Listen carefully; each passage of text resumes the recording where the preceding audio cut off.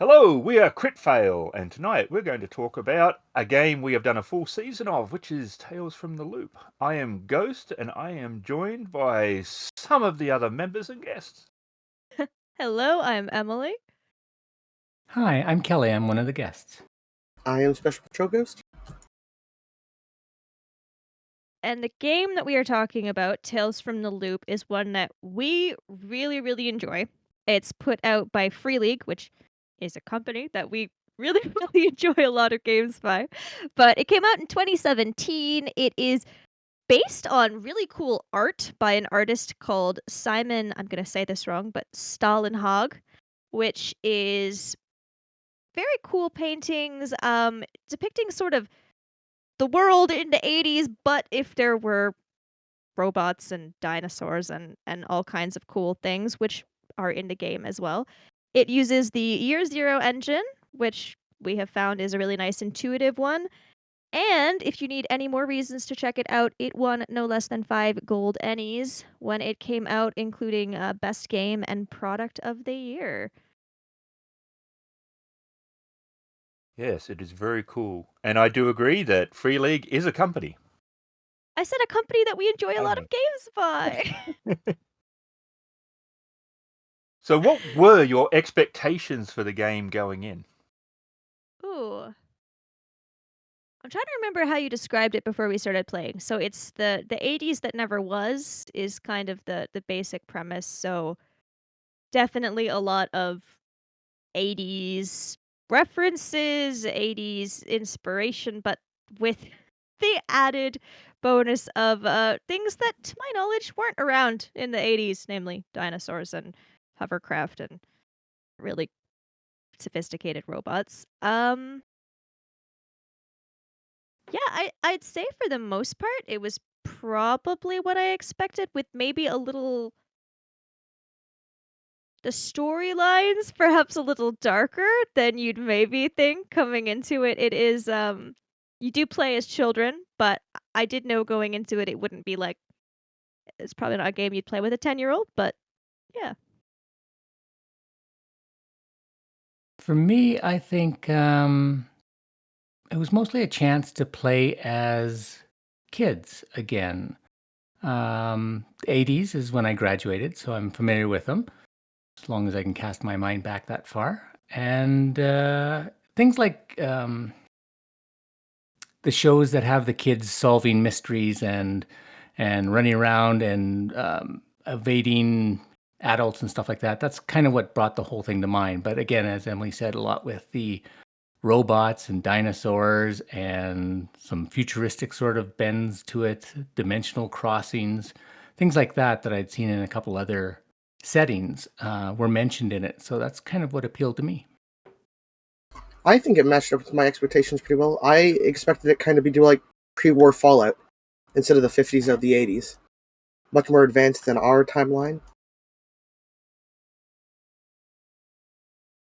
And I think for me, one inspiration, which I don't know if it was part of the game's inspiration or not, was a TV series that I watched in the 80s. Being in Australia, we got a lot of the BBC stuff rather than American TV, and that was The Famous Five, which was based on a Ah, series of books, but we had the we TV don't have a series. dog. We need a dog. Hmm. But yeah, it felt to me a bit like what Kelly said. Definitely that the kids solving the mysteries. A big part of that was deliberately the adults don't believe everything or sometimes anything that the kids say, and obviously that's so the kids have to do the mystery. Otherwise, they'd go to the police for some of this stuff, and then it would be done. They'd just handle it, and there'd be no adventure. So, what did you think of the character classes they chose? And this is the setting, not your own personal choices. Yeah. Like the ones that they included as the base classes. What did they call them again? It's not archetypes in this, is it? What No. what were they? I don't remember. It's definitely different than a lot of games are obviously going to have them be fairly combat sort of themed. what your character could do in a fight is something you'd get in a lot of games. These were more like,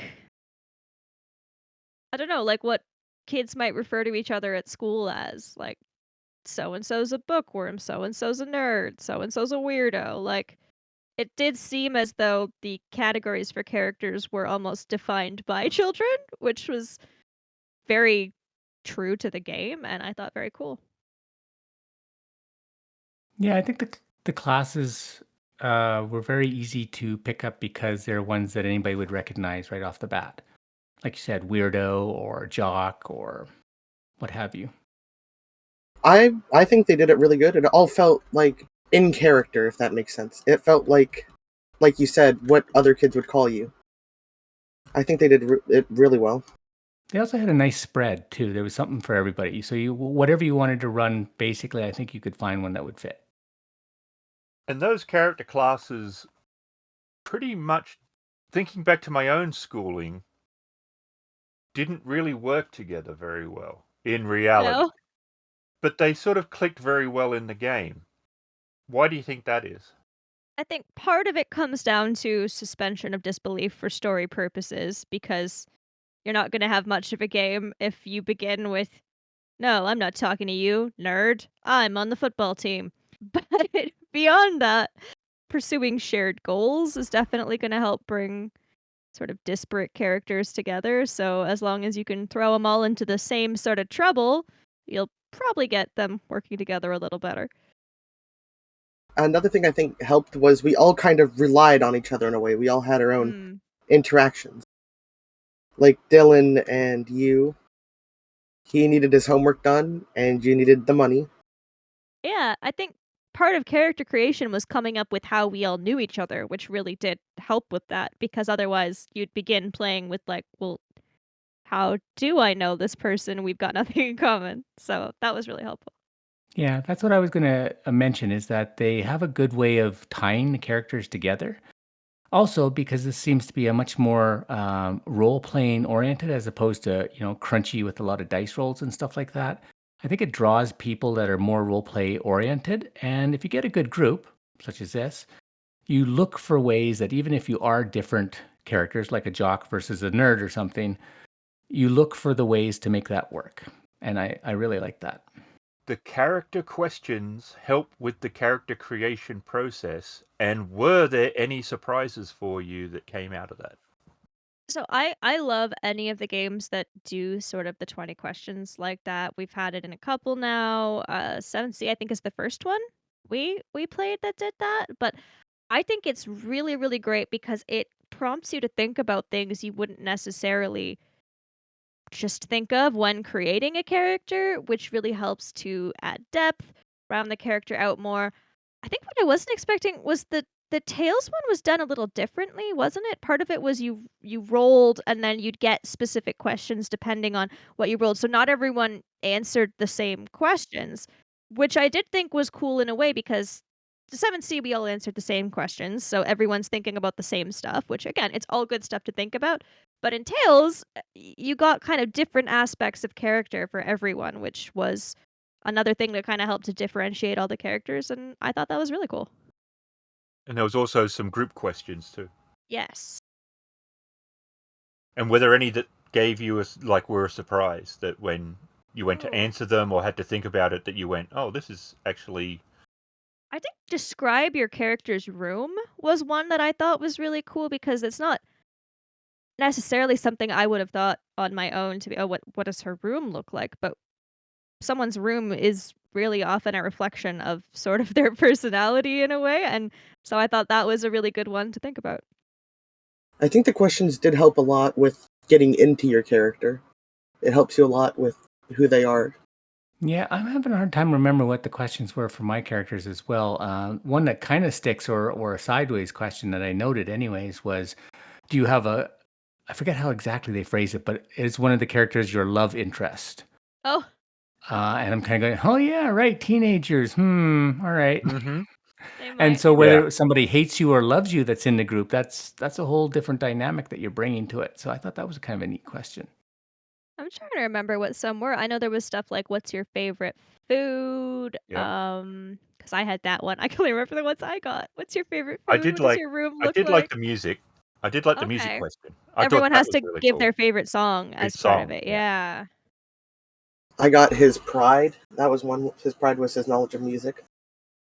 So after playing the game, did anything about your expectations change? I think it exceeded them. I really enjoyed it. Yeah, I mean, I think it sounded interesting before we started, but after playing it, it was in a way it exceeded the expectations of I think we knew it was sort of story focused going in, but just the sort of real emphasis on roleplay and storytelling over mechanics was something I really appreciated about it. The setting is very cool, so it's nice to have sort of that space to roleplay within that. Yeah, I there were a lot of things I found that before playing maybe I wouldn't have thought of, like choosing your trouble for the week, or at the end of every session you come up with something like, has this changed anything about your character? And taking those sorts of things into account really helps the character develop over time and gives you stuff to work with in the next adventure too. So I found those sorts of things were very helpful, and I don't think I knew about them before we played, so One thing I really liked is how combat works in the game. It's not really combat as much as it is mitigating the threat. yeah, like, problem solving. Because being realistic, a teenager's not going to win against a velociraptor, but it was all like, how could we use the Probably not. environment to mitigate or that? Yeah. I think for me, part of it, I came in as a guest, so I got to listen to a lot of you guys' episodes pre to that. So the part that I really liked that exceeded my expectations was just dropping back into being a kid. Hmm. Life is simpler. The decisions are simpler. A lot of times goofier, what we adults would consider goofy and made off the cuff. And I think the rest of the players did that really well. So some of the off the cuff stuff and some of the just banana stuff, I mean, yeah, that's the way we were as teenagers. So that was a lot of fun. And that was a lot of the role playing. And I didn't actually, I'm not even sure I ever made a combat role. No, I So don't think we really did. it was Not very so much mechanic late. combat, but yeah. The end of that sort of mini series, we had the not combat, but what would you call that? Encounter? I don't know. Hmm. Yeah, I'd say it is encounter. I mean, that's the thing. I mean, Dylan kicked a robot. He You did. fought some birds in a way, Yeah, we but tried to flee some birds. that building on something that SPG said with the combat and Kelly as well. There is no death Mm, of player characters not in in this one. Tales from the Loop. Which makes it very unusual compared to many games. There is obviously death of NPCs. There has been some gruesome deaths of NPCs, but the kids can't die. Hmm. Do you think, and I don't know if this is the setting, the game, or the GM, Yeah. but do you think that the level of tension succeeds and is present in the game without the death being that overshadowing punishment or outcome? I I think think so. oh, sorry, yeah. Yeah, I think so as well. Death's never been a big, huge part of most of the games that I've ever played, anyway. So, but it allows you again to tap into that more being a kid, doing crazy things, and a little less worried about the consequences. I think as long as the players buy in and don't take that to the sort of, I suppose, meta extreme of, well, nothing can kill me, so I will run right in front of the velociraptor. As long as you're still buying in and role playing it as though you don't know you can't die because your character would not feel immortal when facing down a velociraptor, I think the tension is definitely there.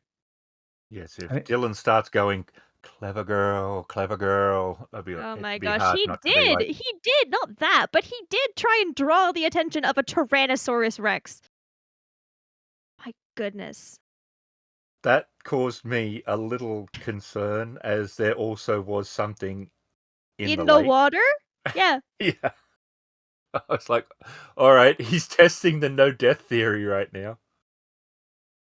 What do you think of the setting itself? I enjoy it a lot. I think the futuristic 80s is nice. I own the actual art book that the game is based off of, and the art is beautiful. It's so cool.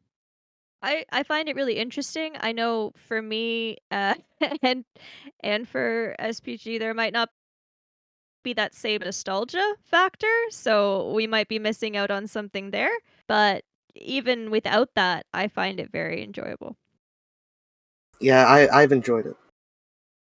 I like the fact that there's not smartphones, for example, that you can just Google whatever, and you have to go to the library and actually look up books and things like that for stuff, and the small community sort of feel to where we started, anyways. That you can have high science with some kind of weird mad scientist sort of thing, and then crossed with things like dinosaurs. So yeah, you got everything. And there's 2 libraries, double nerds. Oh my Hmm. goodness, he was so shocked to learn that there was a school library and a public library. Extravagance. Ugh, what do you mean there's 2 libraries? Yeah, the whole town and all his friends went several points down the ladder on that. Yeah. So it's a game about kids, but not necessarily a game that kids would play, as we've said. How true a statement do you think that is for the game? I think it as we played it anyway, it is definitely an interesting game wherein you are playing kids and what that brings to it, but then a lot of the storylines have been a bit darker. And I guess that is reminiscent of something it gets compared to a lot, which would be Stranger Things, which is again about children, but you're not putting it on for your 8-year-old. I don't know. I don't have an 8-year-old. Someone might, but it is sort of that dissonance between tone and the player characters, which I find very interesting. You definitely could if you wanted to play it with kids and you found that the stories were a bit much. I mean, I know you could adapt that. It's definitely playable with kids. I think they say it's 12 and up when I was actually looking at the game itself, but yeah. I don't know. I have the feeling you'd lose something a little bit. I think kids could definitely play it. I'm not sure that they would find it as interesting as compared to, like, I don't know, playing Star Trek or Star Wars or sorry, any other dimension hopping sort of thing with a lot of fancy high tech stuff. Because this kind of steps things back and down a bit, a little simpler again. And I quite like that. It's also not focused on action a lot. It's much more in the RP and the setting itself. Yeah, maybe that's it. Maybe it's the relationships between the kids and stuff, which is a big part of it. So with that in mind then, and its way of solving problems is very not hex-based combat, who do you think Tales from the Loop is for as a player? What kind of person do you think would be interested in trying this sort of game? Anybody that liked some things like Twin Peaks, or Yeah. there was another. Uh, I'm not sure what you call it, web series or a YouTube series or whatever, called Kolak, which Okay. had a bunch of weird stuff as well. Or kids solving things like Stranger Things. If you Yeah. liked any of those and you're a role player, this is a good jam. Or if you've never played a game where the player characters are kids, that definitely is an interesting thing to try out. I think for me, a lot of it's been a lot of stuff my character has done is stuff I would have done as a kid with, well, not going into the past with dinosaurs. I don't recall doing that. But it You're an adult definitely now, you've forgotten. yeah, That's I could have forgotten. yeah. It's all a blur. Here's a question for Emily then. As Emily, would you have gone into the past if there was dinosaurs as a kid? It's tricky to say. I'd like to say probably. I would say yes. If there's a bear, you try to pat it. Oh, Yes, T-Rex. okay, Hello, that's T-Rex. true. That's You're true. so cute. You're so big. I would have tried to pet a dinosaur. You have so many teeth, but you're a good boy. And we'd be like, run, Emily, run, run. Come back People to are the fairly light. certain I will die from trying to pet a large creature, so yes, I guess my answer is yes. Cool. I'll ride a stegosaurus. Do you think then that this would be a good Huh. first RPG for someone? I mean, so many people I know usually start with D&D, but it is a very combat orientated game, and a lot of Yeah. times the first game you play gives a person a sort of idea about what they then expect of an RPG. So do you think that it's a good first one or not a good first one? I think that really depends. I mean, personally, I would say absolutely yes, everyone should play it. It's a great first one. However, realistically, I know that it's not what everyone is necessarily looking for when they start role playing. So if you're trying to get into role playing and you really like the idea of role playing, of storytelling, of being a character and trying to stay true to what they would do and acting to a certain extent, 100% it's a great first game to really get into that. If you are looking more for kind of like a miniature war game with the more combat focus, hex based, anything like that, it wouldn't give you that experience necessarily, but I definitely think it is something everyone should try playing at least once. Emily said what I thought a lot. If they were interested in the role playing more than like the combat, I would say totally. It's Uh-huh. amazing. Yeah, for me, I would say it would be a good first one because it's a gentle approach to a TTRPG. In that you've got a little bit of everything. You've got the storytelling, you've got some combat oriented stuff. You don't have a lot of dice to figure out. The mechanics are pretty simple, Mhm. etc. If you're a very much a crunchy person that needs a lot of structure and you have a very hard time improvising and stuff, it may take a little bit to get used to it. Or if you've come from, say, a war board game thing where there's a lot of rules and stuff you're used to looking up. But again, it's great to stretch. It's great for the storytelling. You start relaxing. You can start working with the other players, and yeah, it's gentle and it's fun. Again, death's out of the equation, so We you cannot die. you can just have fun. I have to say I love the U0 engine. It's the same, essentially the same in Alien. Yes. Add a And skill, Blade, yeah, but the Blade Runner adds the it's a little extra die different. levels. Yeah. But those two are straight out all D6s. A 6 is a success. Add your skill to your attribute, and if there is a piece of equipment that would benefit, you get extra dice, roll it. If you get a 6, you did it. It's so quick and easy. I really like the system. It's a good system to learn if you're wanting to get into stuff but you're worried. I think the first time I tried playing D&D, I was so stressed about not knowing what I was doing that I probably didn't enjoy it as much as I could have because I was like, what if I don't know what dice to roll? What if I don't know the how do you find out your armor class? What is any of this? Yeah, your zero engine's definitely a lot simpler. Yeah, because that's not here. It's literally, I want to sneak past the guy. Okay, what's your approach, basically? And you choose, it's going to be dexterity and this. And it's like, okay, roll. You get a 6. Okay, you succeeded. How do you sneak by the guard? Or yeah, it isn't overwhelming for sure. I think that's Mm. a very big thing with it. Dice hate me, so Oh no. I'm very happy any game that I don't have to base on a roll. If there's any way whatsoever that I can get around that, or that I can help other people and increase their chances or something like that, rather than roll myself, I'm all for it. So And yeah, they definitely have not aiding, but helping. Dylan would say, if I said aiding, he would say abetting because 'Cause he's a criminal. I see. yes. So, how important is the 1980s to the game's functionality? Huh.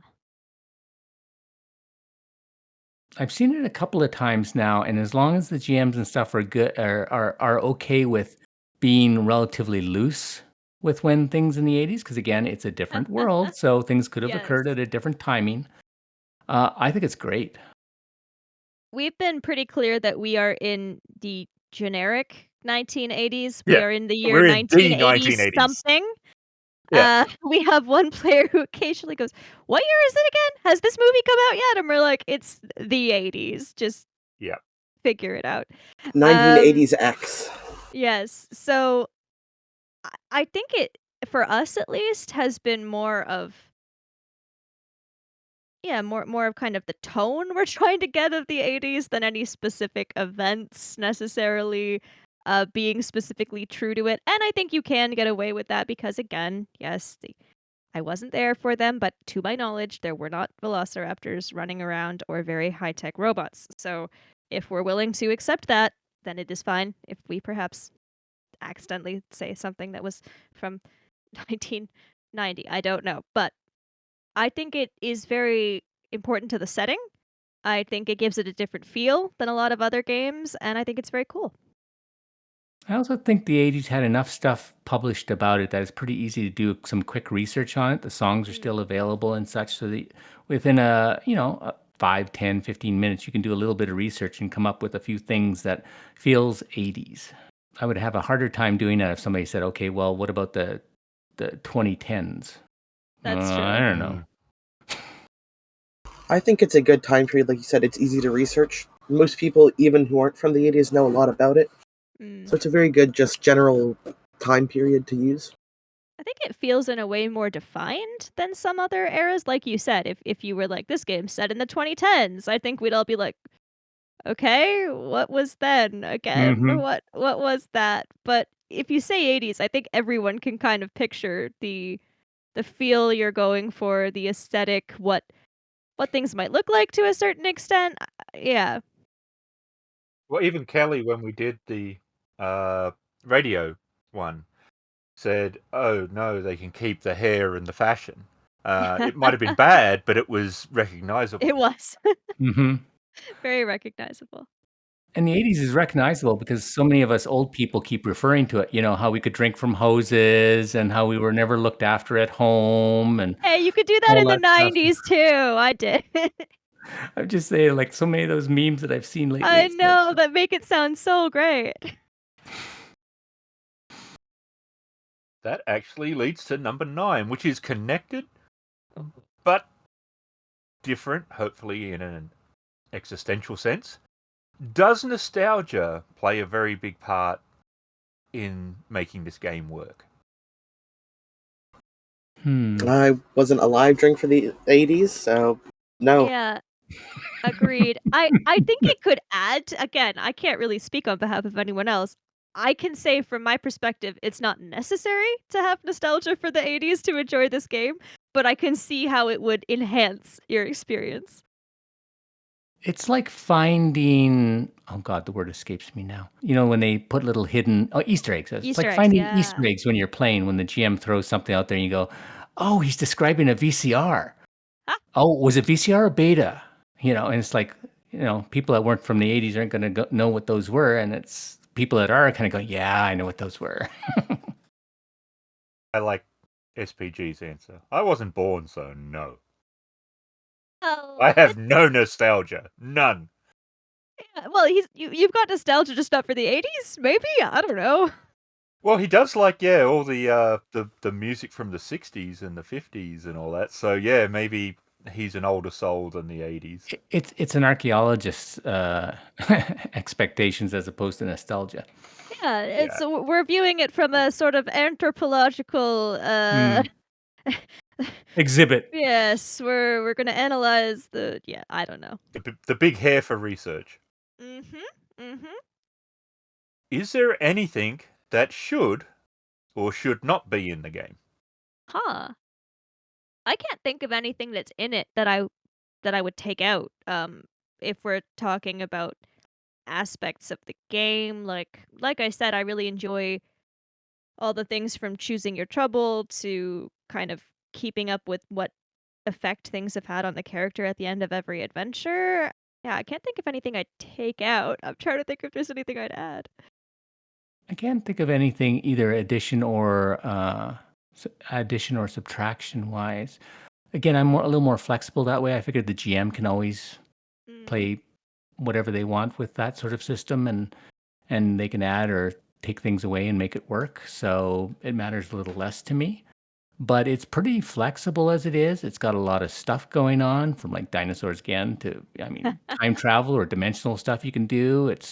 You've got everything you can work with there. And the Ghosts. system's yeah, and the Ghosts. system's vague enough or simple enough to fit anything else in. More time travel coming. Yep. That's a guarantee. Yep. As soon as I can work out the one thing that is causing a little bit of a plot hole. There you go. The perfect game. We can't think of anything we'd Yeah. add or subtract. There you go, Free League. The game is perfect. Yes. What would you, the player, tell your character? And what Oh. would the older self of your character tell your character? And what would your character tell you?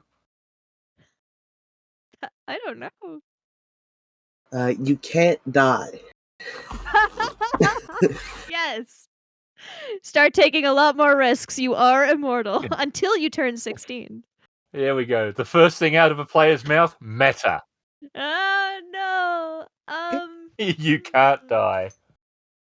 Let's say it's an important thing to know. You can't die until he's 16. Well, then the Yeah. reverse of that is the player telling the character, you better get all your fun in now before you're 16. Yeah. Yeah. That's because there's the game. Ooh, what's it called? Things from the Flood.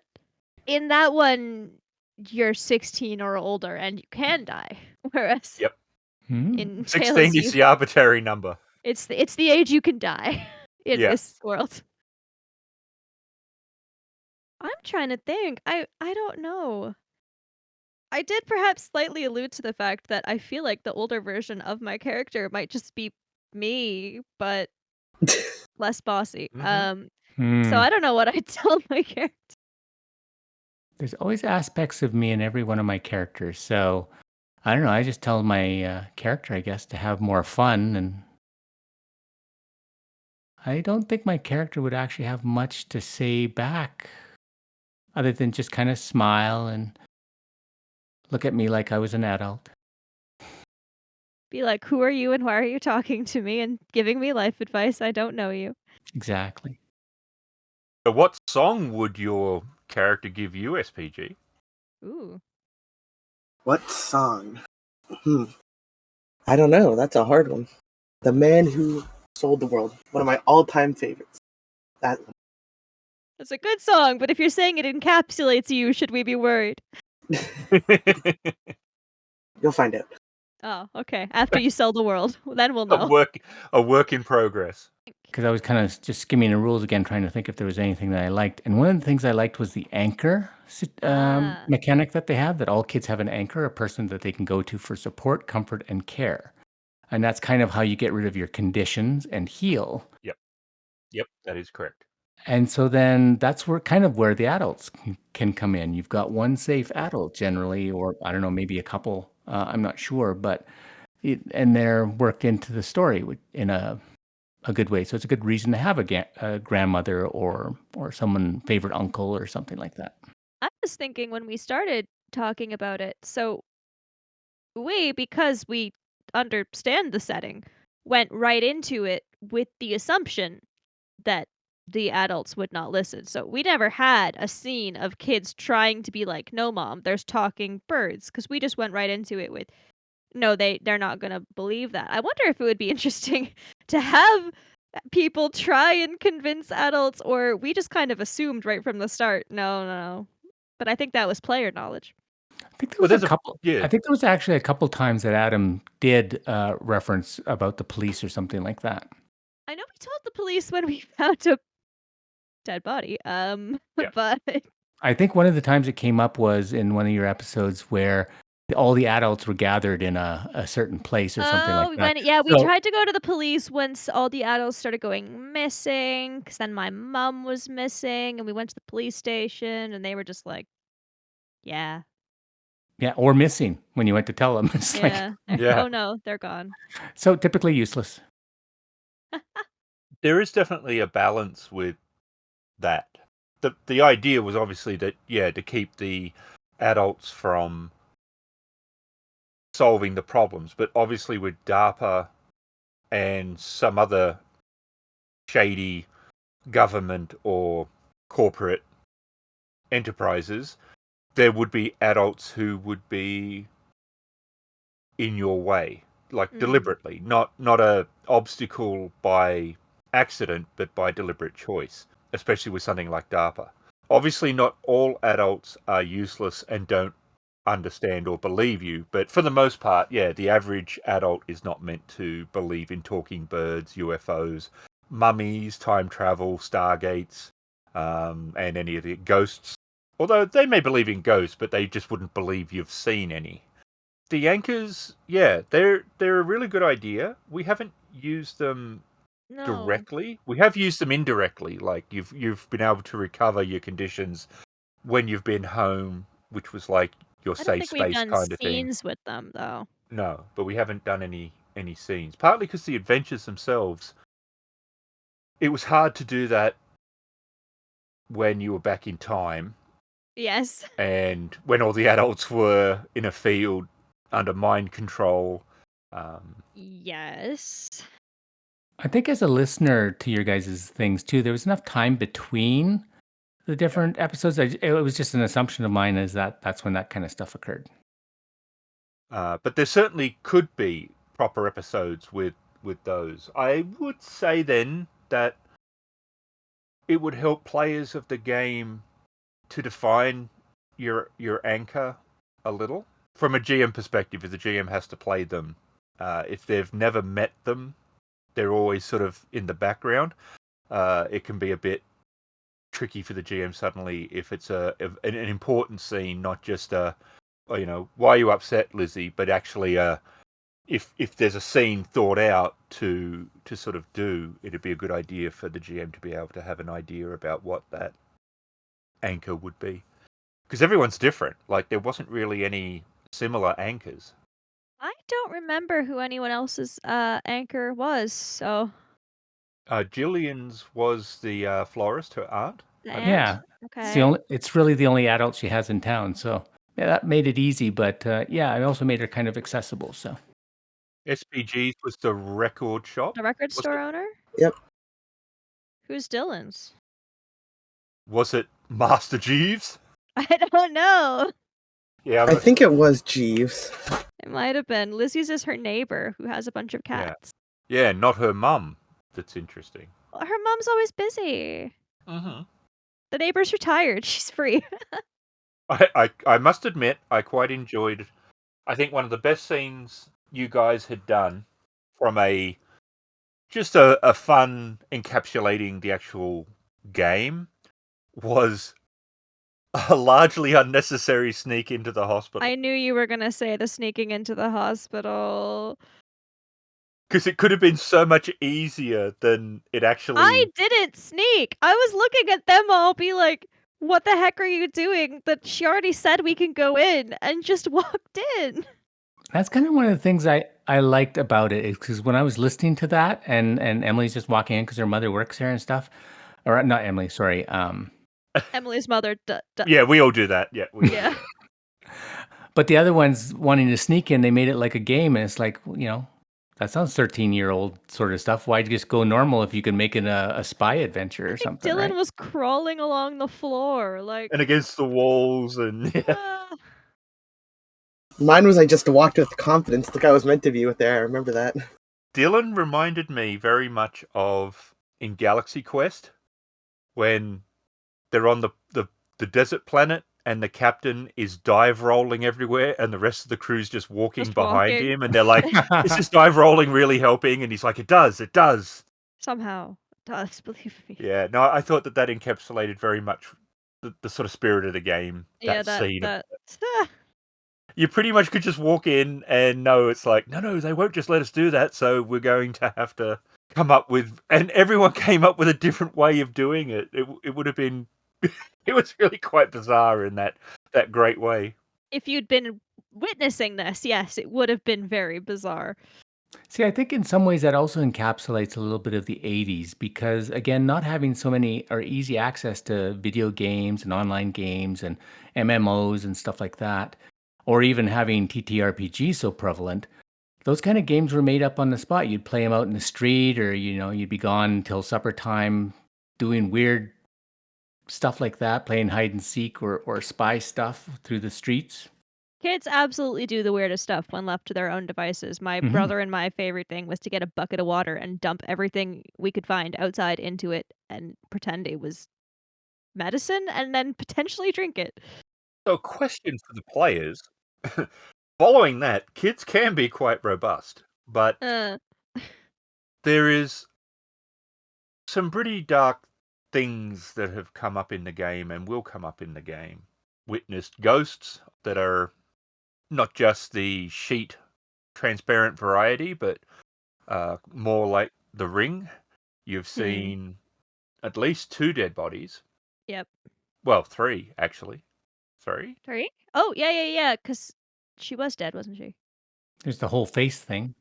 Yeah. I mean, yeah, she was alive, but not alive. She was essentially gone, yeah.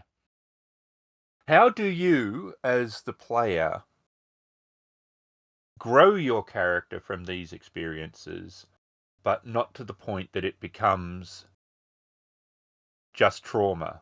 Because if it did, it would become very, I think, unfun to play your Yes. character, because that would be... You'd be dealing with proper mental health issues, which can be a part of the game, but shouldn't be to the level of getting in the way of things. It's still meant to be a 1980s adventure story. But how do you find that balance between, oh yeah, this isn't everyday occurrence, oh, like it's a dead body, yeah, whatever, because then that loses elements of it too, especially with the no death. It still needs tension and that in Yeah. other areas, which has to come from that. But how do you grow your character that these things are affecting you, but not in that really sort of permanent... There's a certain, again, I suppose, suspension of disbelief in that you cannot play it completely accurate to how a child would actually respond, because if you did, yes, it would be just trauma and not wacky 80s hijinks. It would Right. be a lot of, yes, needing therapy then or later on in life or something. So it would not be very enjoyable. I think something that is kind of similar. Sometimes the difference between like a horror movie and an adventure movie is not what's actually happening in it, but more the framing. So if you took scenes from an adventure movie and changed the music and the lighting and the editing, you could make it a horror movie pretty easily, and probably vice versa. So if you don't view it from a strictly literal sense and do it more through that frame of, okay, yes, this is dark storyline, but we're wacky 80s hijinks anyway, then it works. You just have to make it work. I think adding to that a little bit is, again, being younger, but know that there's so much more in the world that you haven't seen or experienced yet that all the adults probably know about, but they're not telling you. That maybe some of this stuff is just the way it's supposed to be, and so we'll just accept it now until we are proven otherwise. True. I bet my parents see dead bodies all the time, we say. Yeah, I mean, maybe that's why they're so blasé about it and never very helpful. Yes. What? You found a dead body? That's nice. It's time for dinner. Yes. Are they just ignoring you, or? Yeah. It's hard because he doesn't really talk. That's the thing. So I wonder who made that. Yeah, a certain, I recall a certain other player with a character who doesn't speak going, why have I Oh. done this? Is this becoming a common theme? What is it with people doing audio and creating characters that don't speak? well, I think mine is better because I made it and I'm awesome Okay. and I do no flaws. You and Adam can fight it out. Who's got the better non-speaking character? Yes, I'm gonna say I think it has affected him, but I think he's kind of convinced himself maybe it's not real. And I picture him using his music as a crutch a lot. Too. Yes.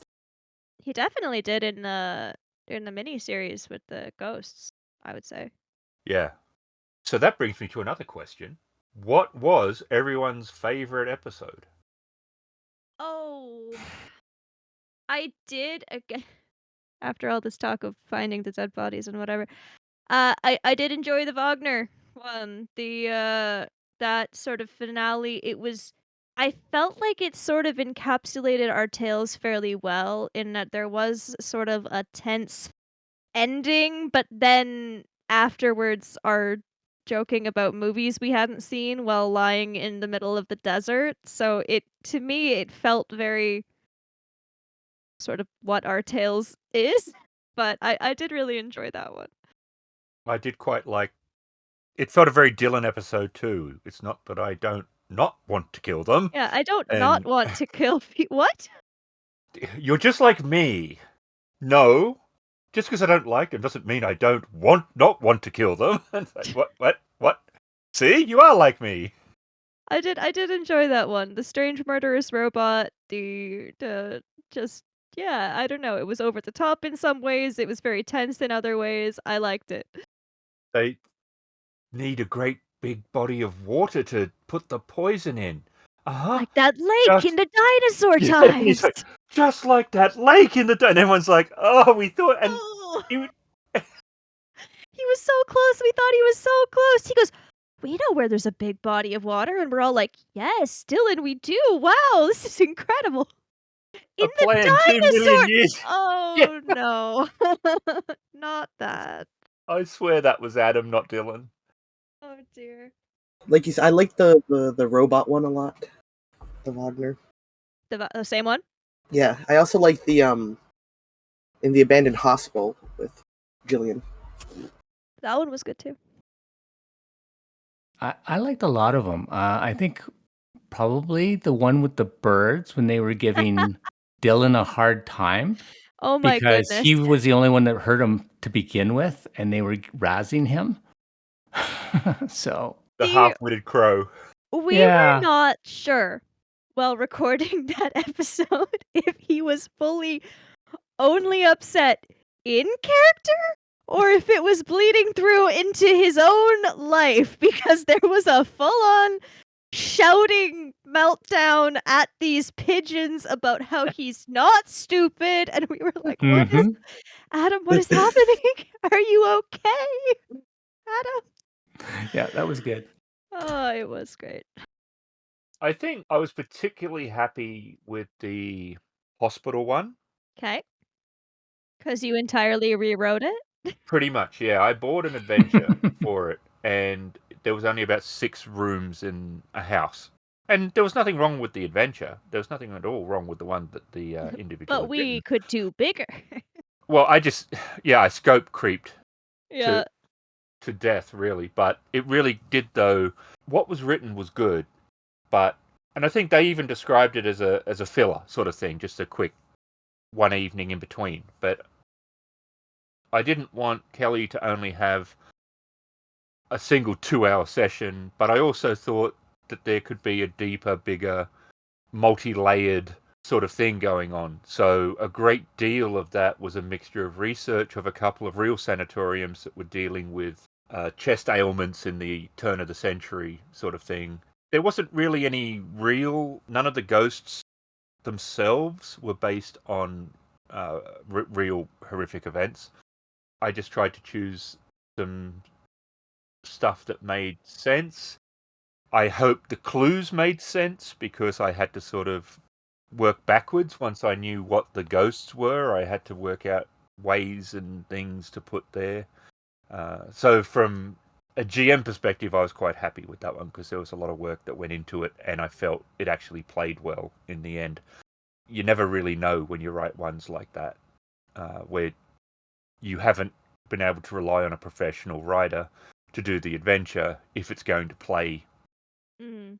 that way, or if it's going to it can become a complete disaster. You just don't know. And I felt that one was pretty good. I felt everyone played it really well. It felt creepy. I agree. There was a very good horrific atmosphere to the whole thing. And I think the players were really good too, in that there was not a lot of meta happening or any meta happening. So that horror creep and stuff like that I could really feel that. That was cool. Yeah. I think it was definitely the adventure we've had that's got the most, well, because you put a lot of work into it, the most detail, sort of the most atmospheric maybe as well. It was definitely very cool. You had to do a lot of research. I'm looking forward to when the GM ties all these little clues together, from things from that hospital to some of your other adventures. And then we find out it's all, what will it Dylan. be? It's been the birds all along. All the birds are the masterminds of all of this. Dylan's right. Dylan. Mr. Jeeves is the mastermind. Yes, it's all Jeeves, the butler. Well, there is a mastermind duck out there. The duck that's not the cat? The duck that's not the cat. You have a name for him now too. Or What's the his beaver. name? Was it? Wait. I didn't name a duck that's not a cat. He gave a $10,000 donation. Oh, in the radio show, huh? Exeter or something, Millard. Yes, I more remember the donation from the Russian spies or whatever it was to the Missing Children's Humane Society. Anyway, we got confused a lot. Dylan more than anyone. Especially Dylan, yes. It was so early. He did really well with the constant patter, though. Rolling against your ears. You're coming to us live. Yeah. That was so good.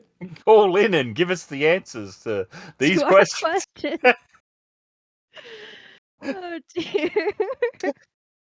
Someone calls in and is like, shouldn't you all be in bed? What is happening? I was waiting for that to happen. It was like my aunt to get on the line or something. And excuse me, why are you all on the radio? It's a school night. I was slapping my forehead when all our names were named. Yeah, it's just like, I've been like, maybe we shouldn't say it. He goes, I'm here with Jillian, Lizzie, Wayne, and I'm Dylan. And we're all here on a school night. Yep, if you're missing your children, here we are. He did kill a joke that I was going to do, but that's okay because that was funny. What were you going to do? Later on, they were going to do, and we've got a missing persons from the police. If you've seen 4 kids named Dylan and Lizzie and Jillian, and who are supposed to be asleep. But he'd already done that, so that would have been. But he when he named, but with the fact that he named you straight after you said don't do it, I was like, no, that's fine. He did too. He's like, yeah. Repercussions. Oh dear. I just want to mention too that as a guest, it seems like a really easy game to drop a guest into because you've got all the school kids and stuff to pull from. So if anybody ever wants to drop by, or they're, with their boyfriend or girlfriend at somebody else's game or something like that, and you want to throw a character together, it'd be really quick and easy to do. It's a good one for that, for sure. Because, Jillian was originally an exchange student who's now more a regular of the town. Yeah, damn her parents. They're out having fun. They mustn't love you. Wow. Not as bad as Dylan's mom leaving Xanax all over the house. Oh god. Live on air. Just on the radio, he's like, yeah. What did he say?